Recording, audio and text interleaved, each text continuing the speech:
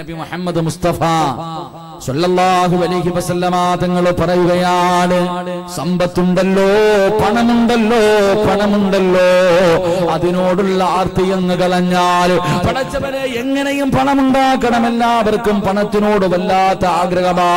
മക്കളെക്കാളും പണത്തെ സ്നേഹിക്കുന്നവരുണ്ട്, മാതാപിതാക്കളെക്കാളും പണത്തെ സ്നേഹിക്കുന്നവരുണ്ട്, പണം ദൈവമാണെന്ന് പറയുന്നവരുണ്ട്. എന്റെ പ്രിയമുള്ളവരെ, മഹാനായ നബി മുഹമ്മദ് മുസ്തഫ സല്ലല്ലാഹു അലൈഹി വസല്ലമ തങ്ങൾ പറയുകയാ, പണത്തിനോടുള്ള ആർത്തി വന്നു കളഞ്ഞാൽ എത്ര വലിയ ദർജയിലെത്തിയ മനുഷ്യനാകട്ടെ, എത്ര വലിയ പണ്ഡിതനാകട്ടെ, എത്ര വലിയ െങ്കിലും അല്ലാഹു അവനൊരു നല്ല മരണം കൊടുക്കൂല. എന്റെ പ്രിയമുള്ളവരെ, പ്രവാചകൻ സല്ലല്ലാഹു അലൈഹി വസല്ലമ തങ്ങൾ അല്ലാഹുവിന്റെ പ്രവാചകന് നമസ്കാരം കഴിഞ്ഞു നോക്കുമ്പോ പള്ളിയിൽ നിന്നൊരു ചെറുപ്പക്കാരൻ ഇറങ്ങി ഓടുകയാണ്. എല്ലാ ദിവസവും നിസ്കാരം കഴിയുമ്പോ ഒരു ചെറുപ്പക്കാരൻ പള്ളിയിൽ നിന്നിറങ്ങി ഓടുകയാണ്. അല്ലാഹുവിന്റെ റസൂൽ ഇത് കണ്ടു മടുത്തു. ഒരു ദിവസം അല്ലാഹുവിന്റെ പ്രവാചകൻ നമസ്കാരം കഴിഞ്ഞപ്പോ അവിടെ നിന്ന് ഇറങ്ങി പോകുന്ന ചെറുപ്പക്കാരനെ വിളിച്ചു, സഅലബ, എവിടേക്കാട് കൂടുന്നത്? ഒരല്പസമയം പള്ളിക്ക് തിരിക്കാ സമയമില്ലേ, ദുആ ചെയ്യാനൊന്നുമില്ലേ? അല്ലാഹുവിന്റെ പ്രവാചകനോട് സഅലബ പറയുന്നു, നബിയേ, യാ റസൂലല്ലാഹ്, അല്ലാഹുവിന്റെ പ്രവാചകരെ, ഒരുപാട് കാര്യങ്ങൾ ദുആ ചെയ്യണമെന്ന് വല്ലാത്ത ആഗ്രഹമോ. പിന്നെ എന്തിനാണ് ഞാൻ ഓടുന്നതെന്നറിയുമോ? എന്റെ കുടുംബത്തിന്റെ അവസ്ഥ അറിയുമോ? ഞാൻ പാവപ്പെട്ടവനാണ് നബിയേ. എന്റെ ഭാര്യ എന്നെയും കാത്ത് വീടിന്റെ മുന്നിൽ കാത്തു നിൽക്കുകയാ. ഞാൻ എന്റെ വീട്ടിലേക്ക് കടന്നു ചെന്ന് ഈ ധരിച്ചിരിക്കുന്ന വസ്ത്രം ഊരി കൊടുത്തിട്ട് വേണം എന്റെ ഭാര്യക്ക് നമസ്കരിക്കാൻ. ഞങ്ങൾക്ക് രണ്ടുപേർക്കും നിസ്കരിക്കുന്ന സമയത്ത് ധരിക്കാൻ ഒരു ജോഡി വസ്ത്രമേ ഉള്ളു നബിയേ. ഞാൻ പാവപ്പെട്ടവനാ നബിയേ. ഭാര്യക്കും ഭർത്താവിനും നമസ്കരിക്കുന്ന സമയത്ത് ധരിക്കാൻ ഒരേ ഒരു ജോഡി വസ്ത്രം മാത്രമേ ഉള്ളൂ.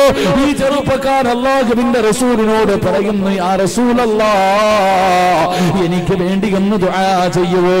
പണം കിട്ടാൻ ദുആ ചെയ്യുവോ? അല്ലാഹുവിന്റെ റസൂല് പറഞ്ഞു, പണം വേണ്ട സഅലബാ, പണം വേണ്ട സഅലബാ. അത് കൂടിക്കഴിഞ്ഞാൽ അല്ലാഹുവിനെ നീ മറക്കും. അത് കൂടിയാ നിന്റെ സ്വഭാവം മാറും. അല്ലാഹുവേ, സഅലബ പ്രവാചകരോട് പറയുന്നു, നബിയേ, ഞാൻ മാറുമോ നബിയേ? ഞാൻ അങ്ങയുടെ അനുചരനാണല്ലോ, ഞാൻ അങ്ങയുടെ അനുചരനാണ്. എന്റെ സ്വഭാവം അങ്ങ് മാറുവോ നബിയേ? ഞാൻ അല്ലാഹുവിനെ പേടിയുള്ളവനല്ലേ. എനിക്കെങ്ങാനും സമ്പത്ത് കിട്ടിയ ഞാൻ പാവങ്ങളെ സഹായിക്കും നബിയേ. അല്ലാഹുവിന്റെ റസൂല് പറഞ്ഞു, വേണ്ട സഅലബ. എവിടെ വെച്ച് കണ്ടാലും പ്രവാചകനോട് ദുആ ചെയ്യാ പറയുകയാണ്. അവസാനം അല്ലാഹുവിന്റെ പ്രവാചകൻ സഅലബയ്ക്ക് വേണ്ടി ദുആ ചെയ്യുകയാണ്. അവിടുത്തെ ബർക്കത്തിന് വേണ്ടി ദുആ ചെയ്യുകയാണ്. അല്ലാഹു ബർക്കത്ത് നൽകി. സഅലബയ്ക്ക് ഒരുപാട് പണം കിട്ടി, സഅലബയ്ക്ക് ഒരുപാട് സമ്പത്ത് കിട്ടി. എന്റെ പ്രിയമുള്ളവരെ, 5 നേരം പള്ളിയിൽ വന്ന് നിസ്കരിച്ച സഅലബയുണ്ടല്ലോ, പിന്നെ 5 4 3 2 1 പിന്നെ പള്ളിയിൽ വരുന്നില്ല. ആഴ്ചയിൽ ഒരിക്കൽ മാത്രമായി. സമ്പത്തിനോടുള്ള ആർത്തി കൂടിയപ്പോ, പണം ഒരുപാട് കിട്ടിയപ്പോ പടച്ചറപ്പിനെ മറന്നു പോവുകയാ, അല്ലാഹുവിനെ മറന്നു പോകുകയാ, വന്ന വഴി മറന്നു പോവുകയാ. എന്റെ പ്രിയമുള്ള ചെറുപ്പക്കാരാ,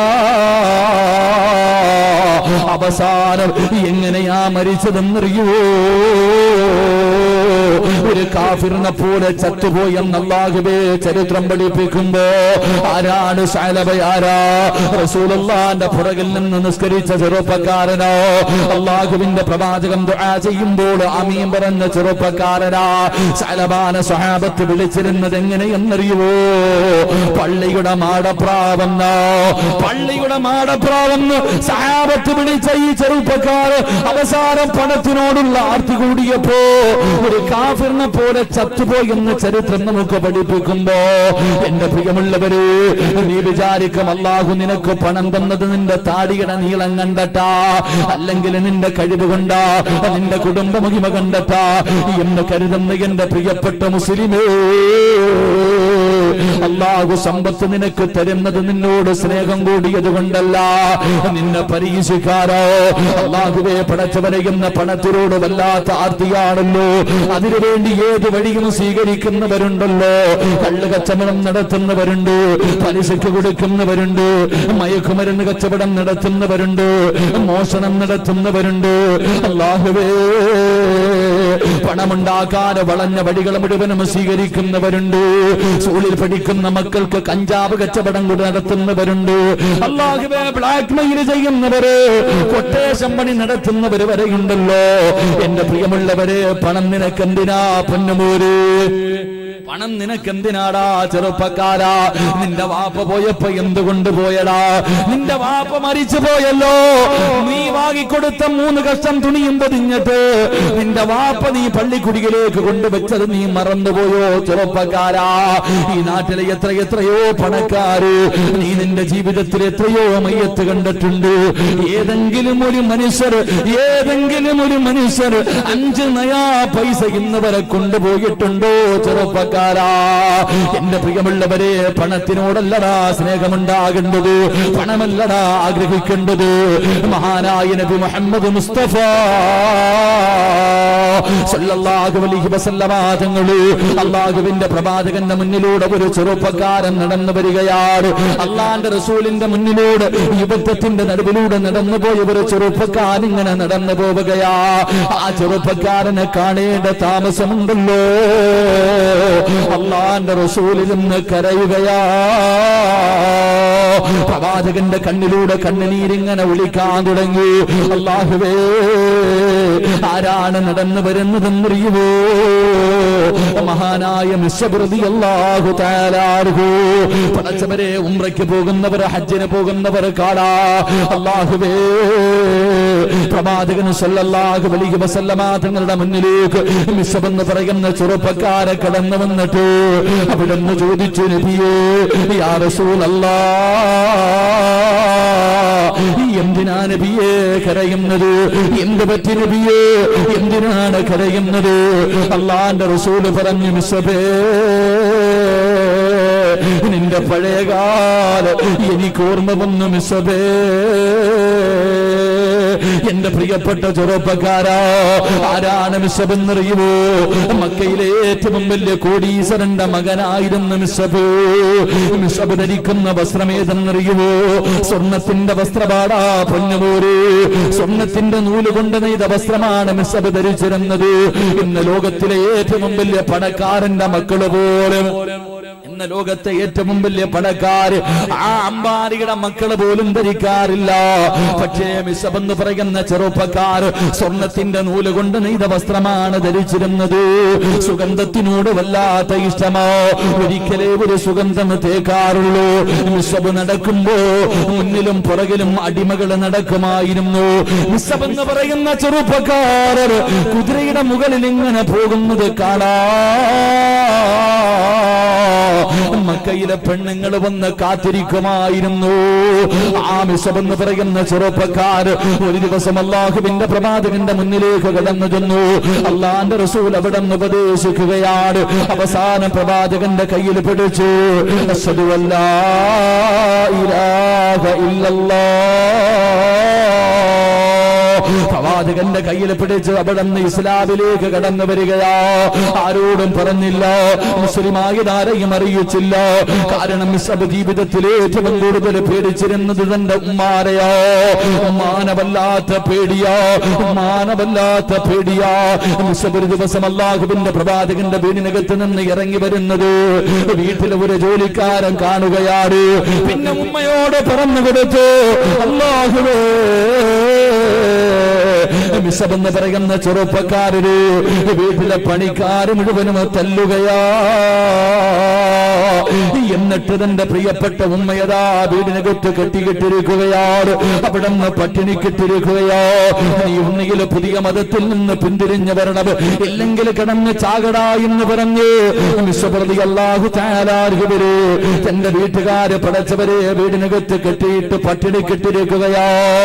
അവസാനം മിസ്അബ് റളിയല്ലാഹു റളിയല്ലാഹു തആല അൻഹു തന്റെ തീരുമാനത്തിൽ മാറ്റമില്ല എന്ന് മനസ്സിലാകുമ്പോ വീടിനകത്തിട്ട് തല്ലിച്ചതച്ചിട്ട് ജോലിക്കാര് വലിച്ചടച്ചുകൊണ്ട് വീടിന്റെ വെളിയിൽ കൊണ്ട് വലിച്ചെറിയുകയാണ്. റളിയല്ലാഹു തആല അൻഹു ആ വീട്ടിൽ നിന്ന് അല്ലാഹുവിന്റെ റസൂലിന്റെ മുന്നിലേക്ക് പോകുന്നതിന് വേണ്ടി വീട്ടിൽ നിന്ന് എഴുന്നേൽക്കുമ്പോ ഉമ്മ വിളിക്കുന്നു, മിസ്സബേ ഇവിടെ നിന്നിറങ്ങിപ്പോയാൽ എന്റെ സമ്പത്തിൽ നിന്ന് ഒരു രൂപ പോലും നിനക്ക് ഞാൻ തരൂല മിസ്സബേ. എന്റെ സമ്പത്തിന്റെ വലിപ്പം നിനക്കറിയുമല്ലോ. ഈ മക്കാരാജ്യത്തിന്റെ പകുതിയും എന്റെതാടാ ബിഷപ്പ്. ഞങ്ങളുടെ മതങ്ങൾ എന്നിട്ട് ഇറങ്ങിപ്പോയാ നിനക്കൊരഞ്ച് നയാ പൈസ പോലും തരില്ലെന്ന് ഉമ്മ പറയുമ്പോ ബിഷപ്പെന്ന് പറയുന്ന ചെറുപ്പക്കാർ ധരിച്ചിരുന്ന കമീസൂരുകയാണ്, ഇട്ടിരുന്ന വസ്ത്രമൂരുകയാണ്. എന്നിട്ട് തന്റെ പ്രിയപ്പെട്ട മാതാവിന്റെ മുന്നിൽ കൊണ്ടുവച്ചിട്ട് അവിടെ നിന്ന് പറഞ്ഞു, മുമ്മാ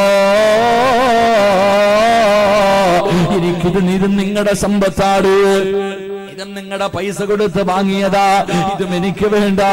എനിക്ക് നല്ല മരണം വേണം, എനിക്ക് പടച്ചുറപ്പിന്റെ സ്വർഗം വേണം.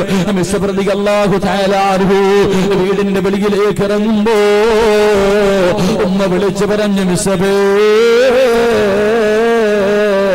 ഇനി ജീവിതത്തിൽ ഒരിക്കപ്പോൾ നീ എന്നെ ഉമ്മ എന്ന് വിളിക്കല്ലേ. എന്നെ നീ ഉമ്മായും ഇനി ഒരിക്കപ്പോലും വിളിക്കാ പാടില്ല. ഞാൻ മരിച്ചാ പോലും എന്നെ കാണാൻ വരല്ലേ. വേദനിക്കുന്ന മുഖത്തോട് റളിയല്ലാഹു തആല ഇറങ്ങി പോവുകയാണ്. അല്ലാഹുവിന്റെ റസൂല് കരഞ്ഞതെന്തിനെന്നറിയോ? പ്രവാചകന്റെ കണ്ണ് നിറഞ്ഞതെന്തിനെന്നറിയോ? എന്ന് പറയുന്ന ചെറുപ്പക്കാരൻ നടന്നു വരുമ്പോ സ്വർണ്ണത്തിന്റെ നൂലുകൊണ്ട് നെയ്ത വസ്ത്രം ധരിച്ച് നടന്ന മിസ്സബെന്ന ചെറുപ്പക്കാർ അല്ലാഹുവിന്റെ പ്രവാചകന്റെ മുന്നിലേക്ക് കടന്നു വരുമ്പോ ഒരു പുതപ്പ് പുതച്ചിരിക്കുകയാ, ഒരു പുതപ്പ് പുതച്ചിരിക്കുകയാ. അല്ലാഹുവേ, ആ പുതപ്പിന്റെ അവസ്ഥ എന്തെന്നറിയുമോ? 62 സ്ഥലങ്ങള് കീറിയിട്ട് തച്ചു വച്ചിരിക്കുന്ന ഒരു പുതപ്പം ധരിച്ചിട്ടാണ് അല്ലാഹുവിന്റെ റസൂലിന്റെ മുന്നിലേക്ക് കടന്നു വരുന്നത്. പ്രവാചകനിരുന്ന് കരയുകയാണ്. അല്ലാഹുവിന്റെ റസൂൽ ചോദിച്ചു, മിസ്സബേ ഈ കീറി പറഞ്ഞ വസ്ത്രം ധരിച്ചു നടക്കുന്നത് എന്തിനാ? യാ റസൂലല്ലാഹ്, എനിക്ക് മരിക്കുന്ന സമയത്ത് ഈമാനോടുകൂടി മരിക്കണം നബിയേ, സ്വർഗം കണ്ട് മരിക്കണം നബിയേ, സ്വർഗത്തിലെ പട്ടുവസ്ത്രം ധരിക്കാനാ നബിയേ.